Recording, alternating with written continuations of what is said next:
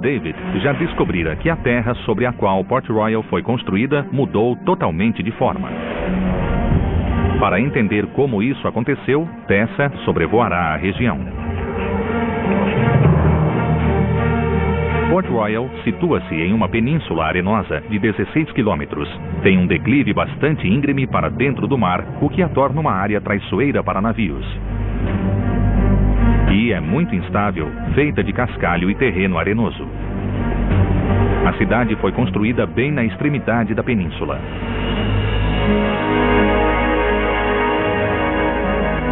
Tudo faz sentido agora que vi daqui de cima, porque a terra que sustenta Port Royal é, na verdade, uma península incrivelmente frágil. Estou perplexa que tenham construído tanto sobre um solo que parece tão precário. Quando a cidade foi construída, a península era muito menor do que é hoje. Então, em 1692, houve um enorme terremoto.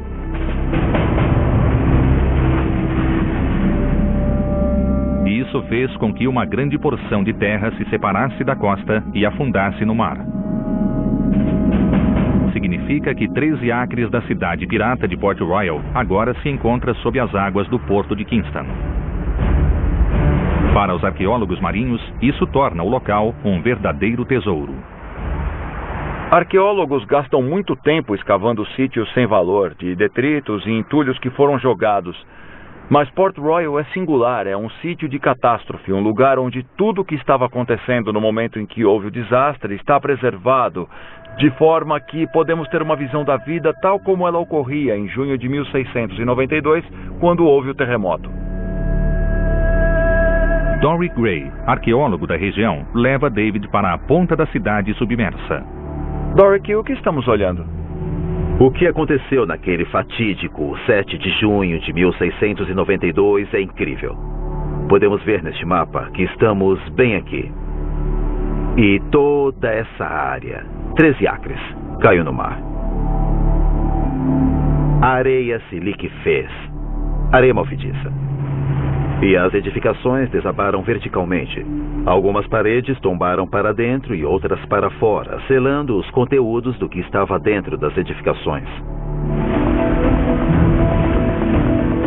Como Port Royal afundou em vez de tombar no mar, Doric tem conseguido mapear as posições exatas das ruas e das construções sob a água. Onde estamos agora? Nós estamos sobre a cidade submersa. Temos o Fort James à nossa direita, a Rua Queen nesse lado e uma rua até ali que se desfez dentro da água. Então devíamos ter em toda essa área tijolos e fundações das construções. Tendo traçado o desenho acima da água, David explora as ruínas da cidade. O porto é lúgubre, mas no solo marinho, David descobre uma série de ruas e paredes despedaçadas. Foram encontradas centenas de artefatos que revelam muito sobre a cidade. O grande número de garrafas de vinho é sinal de uma cultura de muita bebida alcoólica, da qual Morgan e seus homens faziam parte. Muitas das casas eram bordéis. Os conteúdos de uma seringa de chumbo sugerem que ela era usada para tratamento de sífilis. Outros objetos indicam uma cidade que, além de libertina, era fantasticamente rica. Porcelana artesanal caríssima e adornos elegantes. E o que mais surpreendeu os arqueólogos? Muitas das casas foram construídas com tijolos importados da Inglaterra. É um sinal de grande riqueza. Na época, nenhuma outra cidade tinha uma tal proporção de casas de tijolos.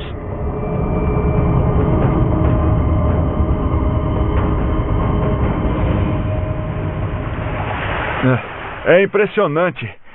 Depois que se ultrapassa a vegetação, temos tijolos. Parecem paredes que tombaram sobre si, como o Doric estava comentando. Algumas das paredes tombaram para dentro e outras para fora. Há muitos tijolos amontoados. Uma cidade inteira desabou sobre si. Rodeado por uma série de fortes, o porto abrigava uma concentração de mais de 2.000 edificações. O estilo era das casas urbanas de Londres, muitas com 3 ou 4 andares. A maioria era de tabernas e lojas, servindo a uma população maior do que a de Nova York ou da Filadélfia na época. A cidade inteira era cercada por um movimentado porto com corvetas de piratas e navios mercantes.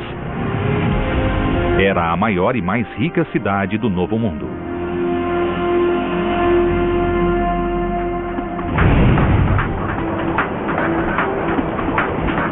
Mas, como uma cidade cheia de piratas se tornou um porto comercial tão glamuroso? Para descobrir, Tessa dirige-se para a velha capital da Jamaica, Spanish Town. Como todos os documentos oficiais de Port Royal estavam arquivados aqui e não no porto, centenas de papéis importantes sobreviveram ao terremoto e ainda existem.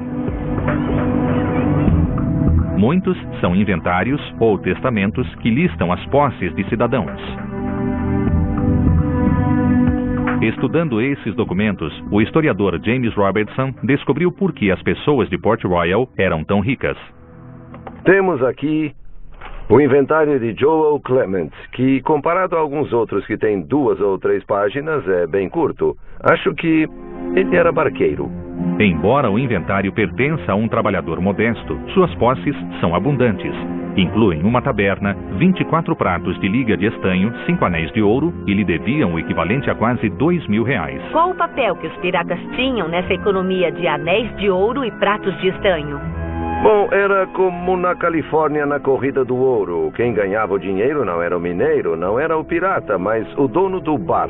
E este vivia muito bem. O dinheiro dos piratas ia direto para os canecos e pratos de estanho, porque ele vendia comida e assim fazia fortuna. Os piratas eram famosos pela velocidade e pela estupidez com que gastavam seu dinheiro. Tessa descobriu que foram os piratas cheios de dinheiro que fizeram de Port Royal uma cidade tão rica de tal ostentação. Quando eles retornaram após seus famosos ataques a Porto Belo, trouxeram uma riqueza inimaginável que gastaram com enorme liberalidade nas tabernas, bordéis, artigos luxuosos, bebidas, tudo o que se possa imaginar. É por isso que Port Royal era considerada a cidade mais rica do mundo. Construída com dinheiro de ouro roubado, o sucesso de Port Royal foi efêmero. Em 10 anos, a gloriosa cidade de Henry Morgan não existiria mais. E, como Tessa e David descobriram, isso foi causado não pelo terremoto, mas por algo muito mais sinistro.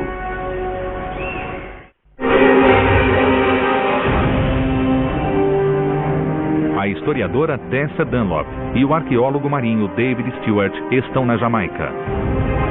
Ali, eles descobriram as ruínas de uma cidade que abrigou um bando de piratas implacáveis. Sob a liderança do capitão Henry Morgan, os piratas transformaram Port Royal na cidade mais rica e mais libertina do mundo. Mas os dias de glória de Port Royal não duraram.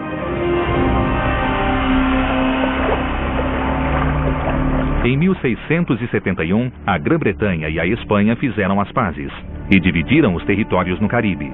Os piratas viviam de tesouros roubados, tinham a bênção do governo britânico, mas se tornaram um incômodo e foram declarados criminosos. No final do século XVII, a Inglaterra deu às suas colônias autoridade para executar piratas. Eu vim procurar patíbulos em algum lugar deste pântano sombrio.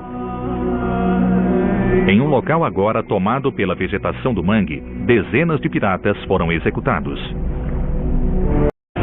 A cidade inteira era cercada por um movimentado porto com corvetas de piratas e navios mercantes. Era a maior e mais rica cidade do Novo Mundo.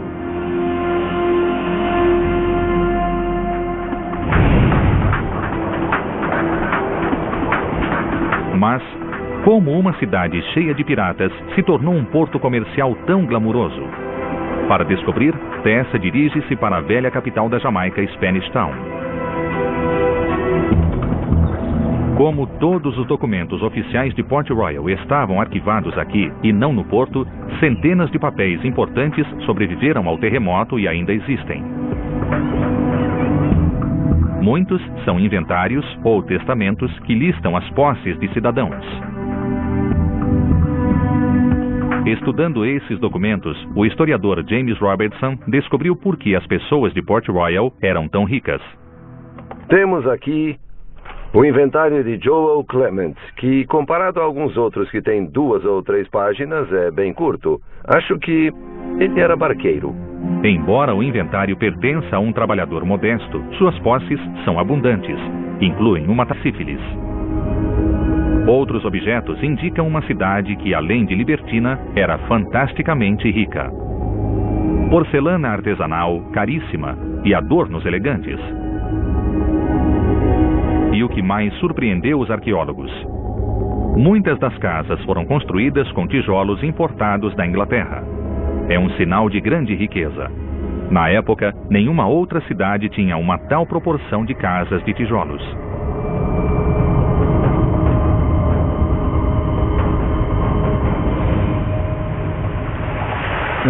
É impressionante. Depois que se ultrapassa a vegetação, temos tijolos. Parecem paredes que tombaram sobre si, como o Doric estava comentando. Algumas das paredes tombaram para dentro e outras para fora. Há muitos tijolos amontoados. Uma cidade inteira desabou sobre si. Rodeado por uma série de fortes, o porto abrigava uma concentração de mais de 2.000 edificações. O estilo era das casas urbanas de Londres, muitas com 3 ou 4 andares. A maioria era de tabernas e lojas, servindo a uma população maior do que a de Nova York ou da Filadélfia na época.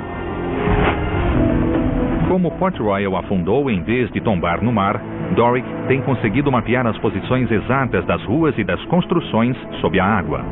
Onde estamos agora? Nós estamos sobre a cidade submersa.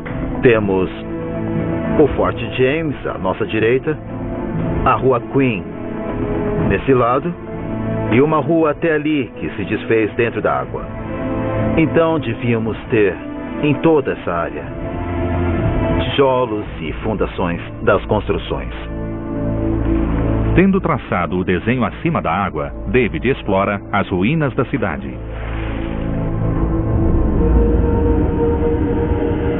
O porto é lúgubre, mas no solo marinho, David descobre uma série de ruas e paredes despedaçadas.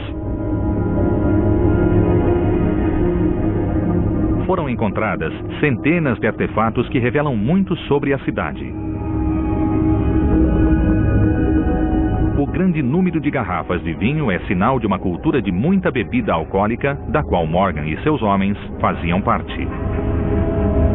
Muitas das casas eram bordéis. Os conteúdos de uma seringa de chumbo sugerem que ela era usada para tratamento de... David já descobrira que a terra sobre a qual Port Royal foi construída mudou totalmente de forma. Para entender como isso aconteceu, Tessa sobrevoará a região. Port Royal situa-se em uma península arenosa de 16 quilômetros. Tem um declive bastante íngreme para dentro do mar, o que a torna uma área traiçoeira para navios. E é muito instável, feita de cascalho e terreno arenoso. A cidade foi construída bem na extremidade da península.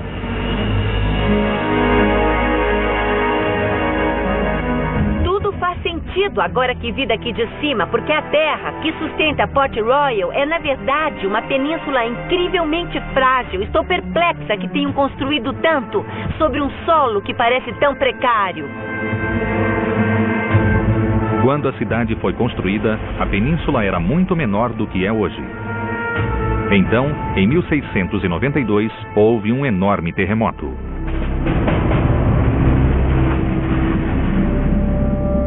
Isso fez com que uma grande porção de terra se separasse da costa e afundasse no mar.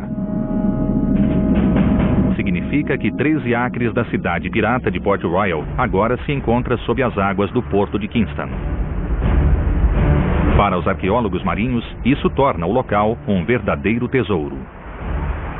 Arqueólogos gastam muito tempo escavando sítios sem valor, de detritos e entulhos que foram jogados. Mas Port Royal é singular, é um sítio de catástrofe, um lugar onde tudo o que estava acontecendo no momento em que houve o desastre está preservado, de forma que podemos ter uma visão da vida tal como ela ocorria em junho de 1692, quando houve o terremoto. Doric Gray, arqueólogo da região, leva David para a ponta da cidade submersa. Doric, o que estamos olhando? O que aconteceu naquele fatídico 7 de junho de 1692 é incrível. Podemos ver neste mapa que estamos bem aqui. E toda essa área, 13 acres, caiu no mar. A areia se liquefez. Areia malfediça. E as edificações desabaram verticalmente. Algumas paredes tombaram para dentro e outras para fora, selando os conteúdos do que estava dentro das edificações.